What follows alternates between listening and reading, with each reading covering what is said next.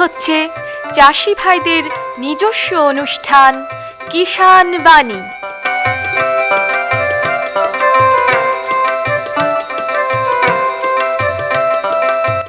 কৃষি, মাছ চাষ, প্রাণী সম্পদ উন্নয়ন, সমবায়, ফল চাষ, কৃষি প্রযুক্তি, পশুপালন, গ্রামোন্নয়ন এ সব কিছু জানতে শুনুন কিষাণ বাণী।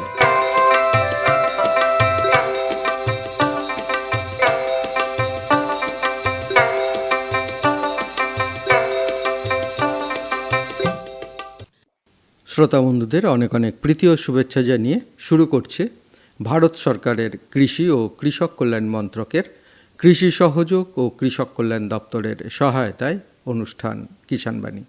বন্ধুরা, আমরা যারা চাষবাস করি, চাষ করতে গিয়ে অনেক সময় দেখা যায় আমার ফসলের ঠিক কাঙ্ক্ষিত যে ফলন, সেই ফলন কিন্তু আমরা পাই না। কিছু ঘাটতি হয়, আমরা সার দিই, অনেক কিছু ব্যবহার করি, কিন্তু তা সত্ত্বেও কিন্তু আমাদের ফসল ঠিকঠাক হয় না। তো এই কেন হয়, এই বিষয় নিয়ে আজকে আমরা আলোচনা করব। আর এই আলোচনার জন্য আমরা পেয়েছি জেলার কৃষি দপ্তরের সহকারী কৃষি অধিকর্তা অর্কপ্রভ ঘোষকে। অর্কপ্রভ বাবু, আপনাকে আকাশবাণী মুর্শিদাবাদের পক্ষ থেকে নমস্কার। নমস্কার।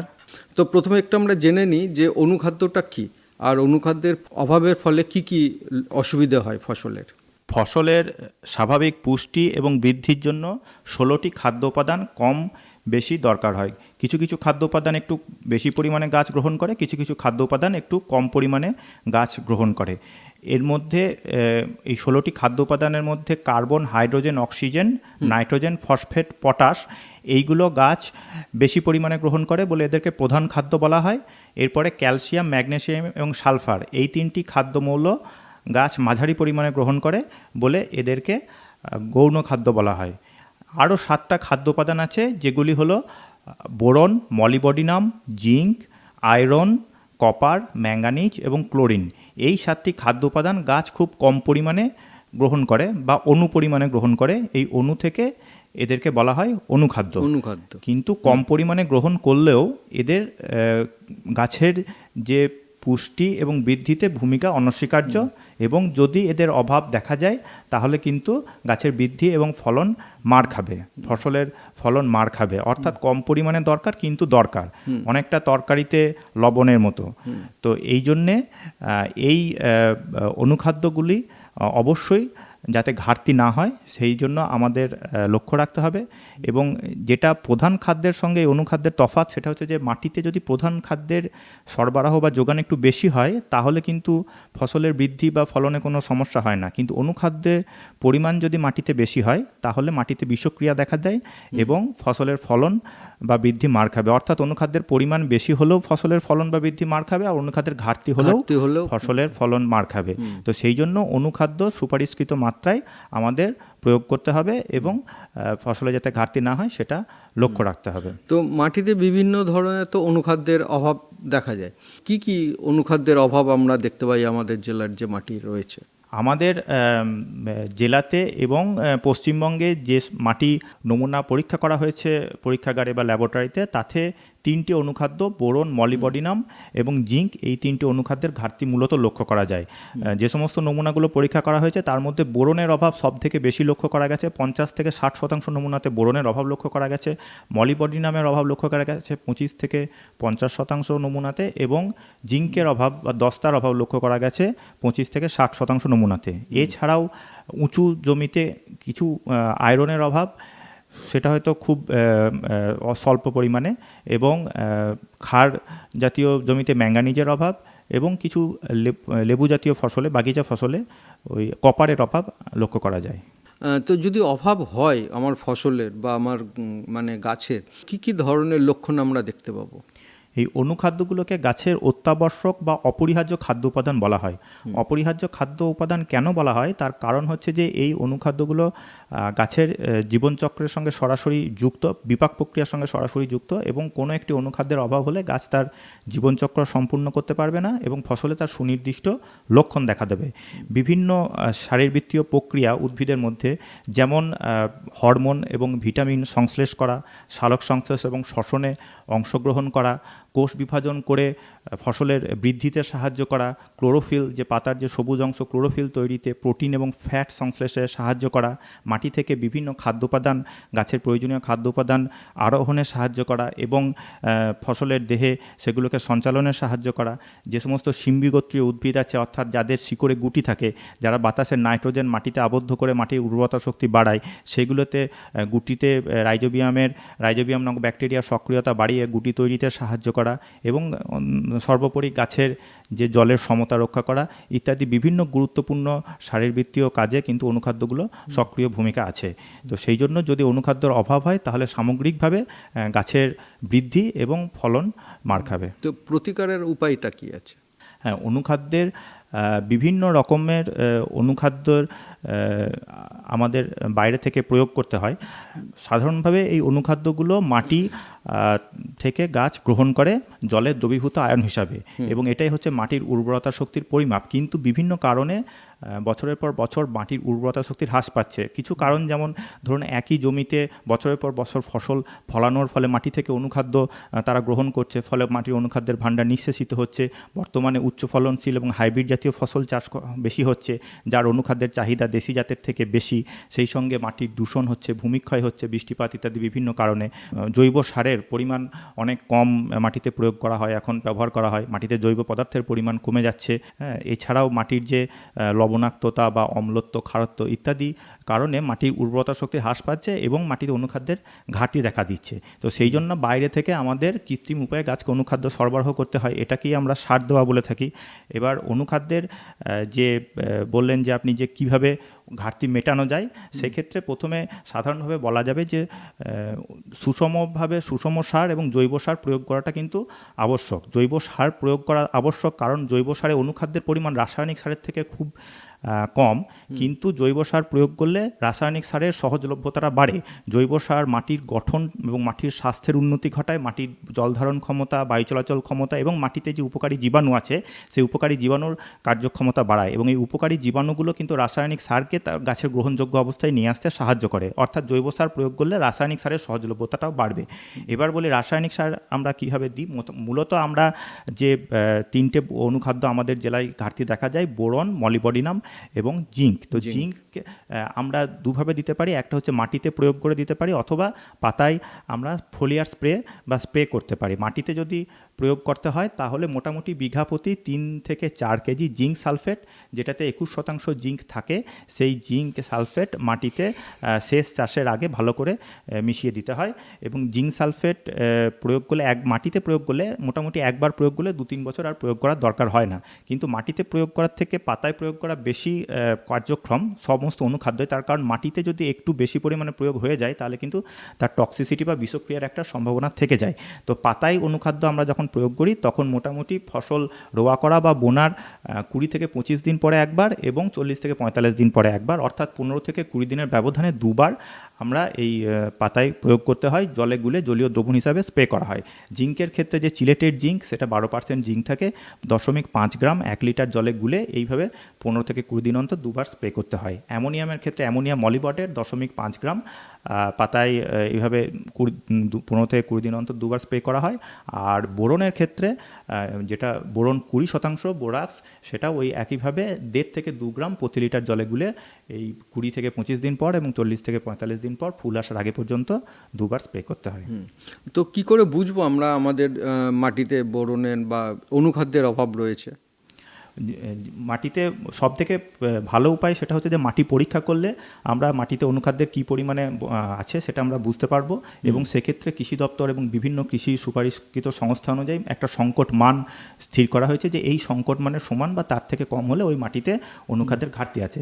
কিন্তু মাটি পরীক্ষা ভিত্তিতে, মানে মাটিতে পরীক্ষা করে অনুখাদ্যের যে পরীক্ষা, সেটা অনেক ক্ষেত্রে সীমিত। সেই জন্য আমাদের প্রধান উপায় হচ্ছে যে আমরা ফসলের অভাবজনিত লক্ষণ, কিছু সিমটম দেখা যায়, সেই সিমটমটাকে সেটাকে দেখে আমরা আমাদের বুঝতে হবে যে কী রকম অনুখাদ্যের ঘাটতি অনুখাদ্যের আছে। অভাব। তো প্রথমে আমি জিঙ্কের ঘাটতি নিয়ে একটু বলে নিই। তো জিঙ্কের ঘাটতি হচ্ছে যে পাতায় যে আন্তঃশিরা, মানে দুটো শিরার যে মাঝামাঝি অংশ সেটা হলদে হয়ে যায়, একে আন্তঃশিরা পাণ্ডু রোগ বলা হয়।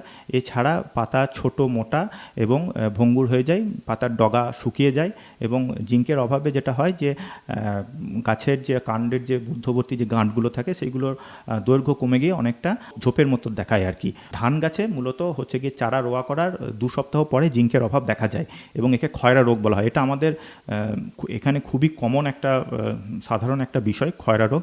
তো এর লক্ষণটা কীভাবে বোঝা যাবে যে পাতার যে ডগায় সেখানে ছোটো ছোটো হালকা হলদে দাগ দেখা যায়, পরে সেগুলো বড় হয়ে বাদামি রঙের হয় এবং বড় হয় এবং পাতা শুকিয়ে যায়, পাতার মোচড়ে পড়ে আর কি, মোচড়ে রঙের হয় এবং সব থেকে যেটা হচ্ছে চারা গাছের বৃদ্ধি একবারে বন্ধ হয়ে যায় এবং সেখানে পরে চাপান সার প্রয়োগ করলেও কিন্তু চারা গাছের বৃদ্ধি হয় না। কৃষক বন্ধুরা বলেন যে গাছ বসে গেছে, অর্থাৎ তিনি সার দিচ্ছেন কিন্তু কোনো রকম বৃদ্ধি দেখা যাচ্ছে না এবং পাতার নিচে মোচড়ে রং দেখা যাচ্ছে, তখন ওটা বুঝতে হবে ওটা হচ্ছে খয়রা রোগ। যে কারণে হয় যে ধানের জমিতে যদি জল জমে থাকে, এই জল জমে থাকলে কিন্তু জিঙ্কের অভাব দেখা যায় এবং যদি বেশি পরিমাণে ফসফেট প্রয়োগ করা হয় তাহলে বেশি পরিমাণে ফসফেট প্রয়োগ করলে মাটিতে জৈব পদার্থের পরিমাণ কম হলে জিঙ্কের অভাব কিন্তু দেখা যায়।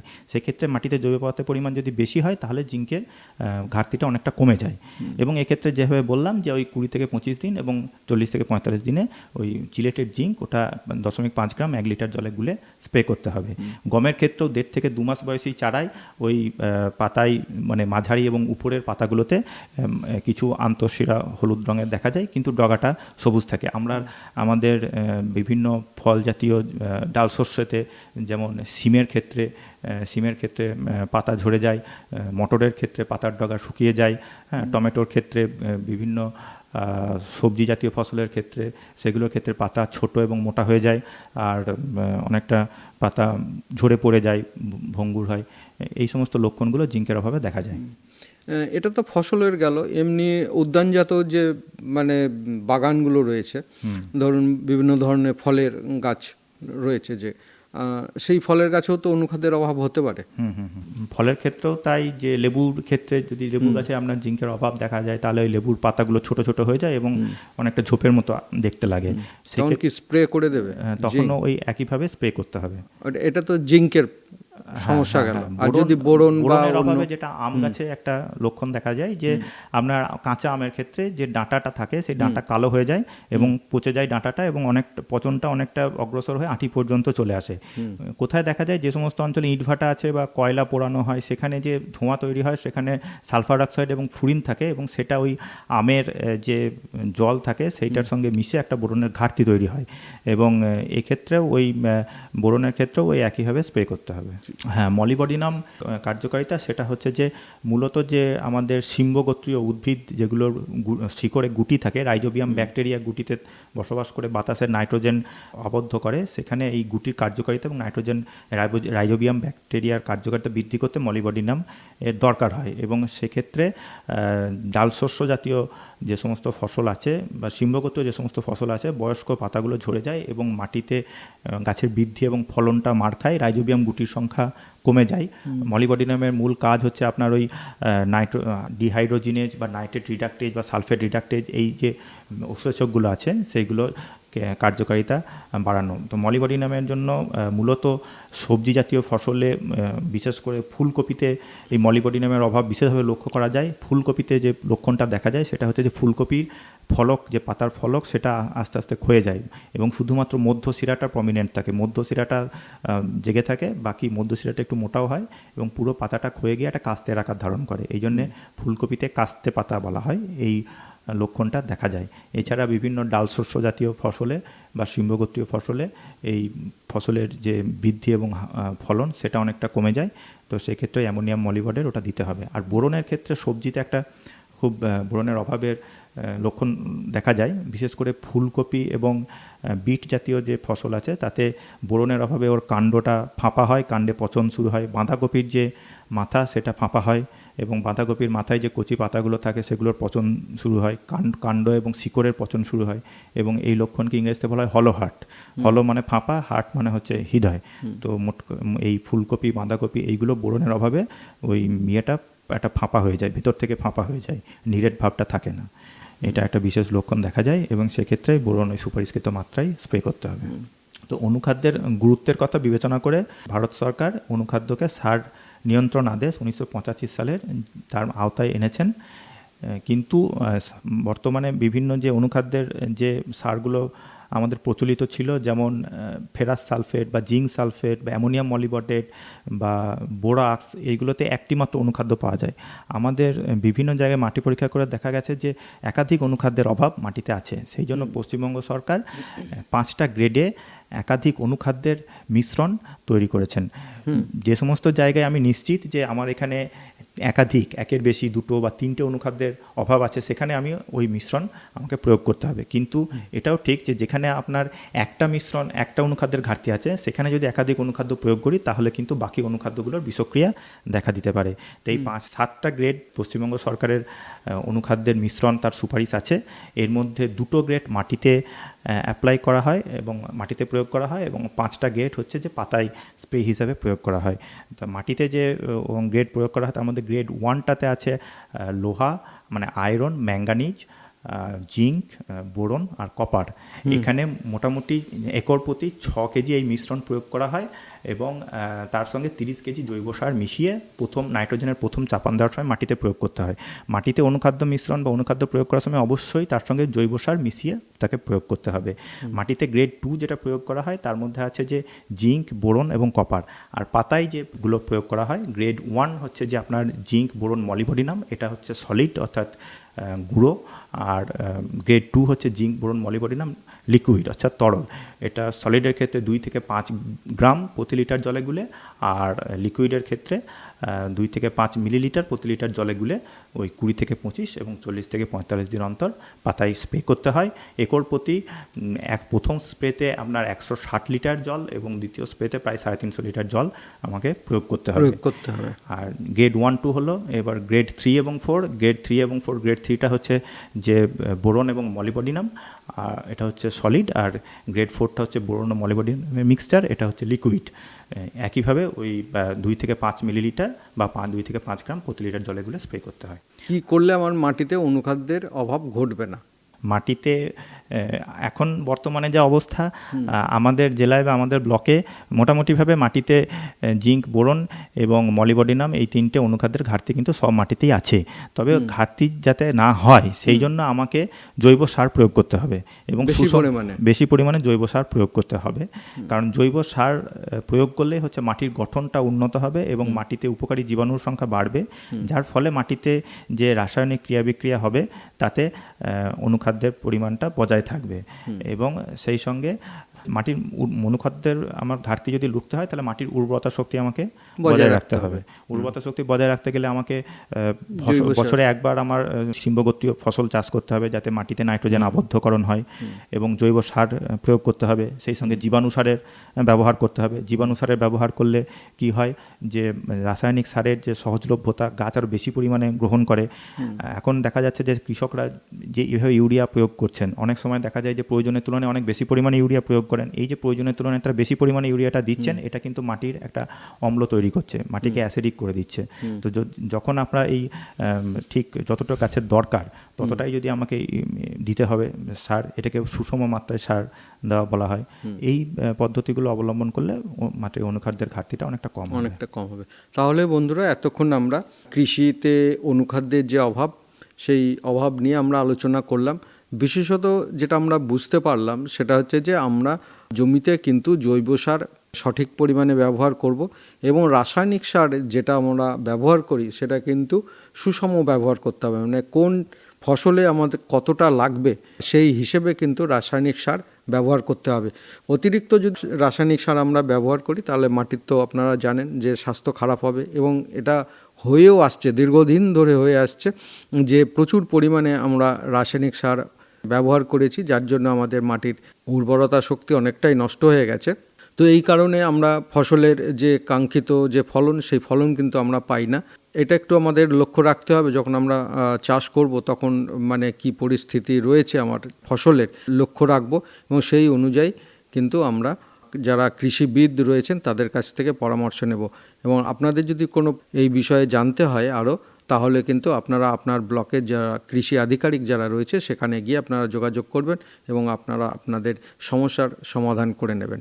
এতক্ষণ আমরা আলোচনা করলাম কৃষিতে ও অন্যান্য উদ্যানজাত ফসলের অনুখাদ্যের অভাব, আর এই আলোচনার জন্য আমরা পেয়েছিলাম জেলার কৃষি দপ্তরের সহকারী কৃষি অধিকর্তা অর্কপ্রভ ঘোষকে। অর্কপ্রভবাবু, আপনাকে আমাদের তরফ থেকে এবং কৃষক বন্ধু শ্রোতা বন্ধু প্রত্যেকের তরফ থেকে অসংখ্য ধন্যবাদ। নমস্কার। ধন্যবাদ। हर जोखिम से निकल कर फसल आए, सुरक्षित हो जाए। फसल बीमा से हर किसान अब आत्मनिर्भर हो जाए। संकट के समय प्रधानमंत्री फसल बीमा योजना किसानों के लिए वरदान है। अब सूखा पड़े या बाढ़ आ जाए कोई डर नहीं, अब ओले पड़े या कीट पतंगे फसल खा जाए कोई फिक्र नहीं, क्योंकि हमने लिया है प्रधानमंत्री फसल बीमा। बुआई से फसल कटाई तक हर जोखिम का दावा, न्यूनतम प्रीमियम पर अधिकतम भुगतान का वादा। योजना से हर साल जुड़ रहे हैं 5 करोड़ से ज्यादा किसान। अब आपकी है बारी। नजदीकी कृषि कार्यालय, सहकारी समिति, बैंक शाखा, अधिकृत बीमा कंपनी या जन सेवा केंद्र में स्वेच्छा से करा सकते हैं पंजीकरण। फसल बीमा पोर्टल या फसल बीमा ऐप द्वारा भी कराया जा सकता है पंजीकरण। प्रधानमंत्री फसल बीमा योजना, आपकी फसलों का संपूर्ण सुरक्षा कवच। कृषि एवं किसान कल्याण मंत्रालय, भारत सरकार। পরবর্তী প্রসঙ্গে যাওয়ার আগে আসুন শুনি লোকগীতি, শিল্পী ফরিদা পারভিন।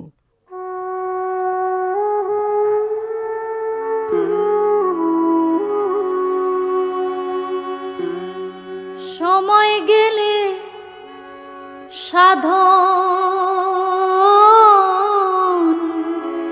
হবে না,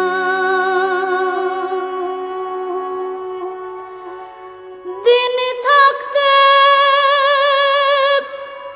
দিনের সাধন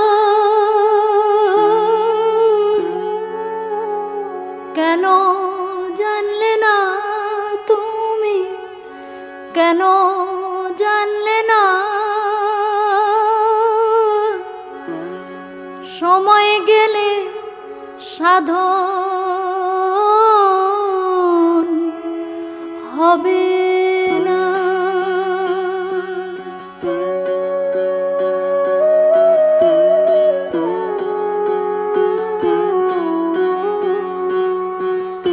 জানো না মন খালে বিলে থাকে নামি জল শুকালে, কি হবে আর বাঁধাল দিলে, মোহনা শুকনা থাকে, মোহনা শুকনা সময় গেলে সাধন হবে না।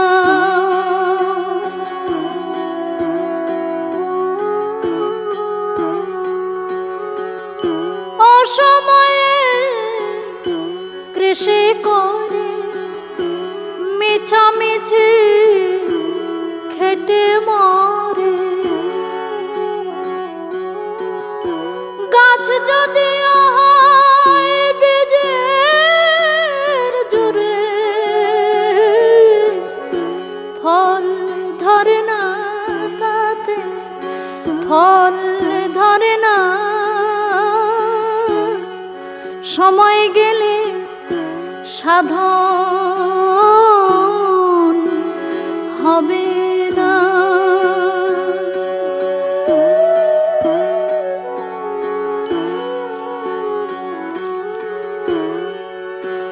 অমাবস্যায় পূর্ণিমা হয়, মহাযোগ সে দিনে উদয়, লালন বলে তাহার সময়, দণ্ড রয় না, দণ্ড রয় না সময় গেলে সাধন হবে না।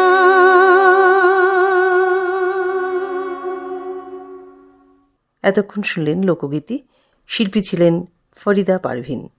এখন শুনবেন স্টুডিওর বাইরে থেকে রেকর্ড করে আনা অনুষ্ঠান।